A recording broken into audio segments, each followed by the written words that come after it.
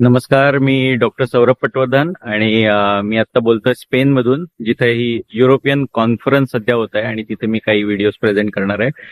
पण या व्हिडिओमध्ये मी थोडक्यात सांगणार आहे की ज्यावेळी मी या कॉन्फरन्समध्ये येतो आणि माझे बरेच मित्र बाहेरच्या देशात आहेत जे खूप चांगले नेत्रतज्ञ आहेत, स्पेशालिस्ट आहेत, आणि त्यांना ज्यावेळी मी सांगतो की आमच्या भागामध्ये किंवा आमच्या देशात असे प्रकार होतात की ज्याच्यामध्ये डॉल्बी सिस्टीमचा वापर होतो, तसंच त्याबरोबर लेझर्सचा वापर होतो, ते सुद्धा मिरवणुकीमध्ये, आपल्या गणपती उत्सवामध्ये सुद्धा, इतर उत्सवात सुद्धा.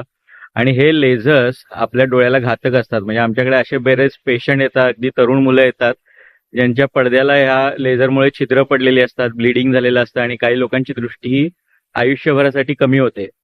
त्यामुळे अशा गोष्टी सांगितल्यावर ते म्हणतात की अशा गोष्टींना तुमचे गव्हर्नमेंट कशी काय परवानगी देते किंवा तुमचे लोक असे कसे काय वापरतात जे सामान्य लोकांना त्रासदायक आहेत आणि त्यांना कळतही नाही की याचे धोके किती आहेत.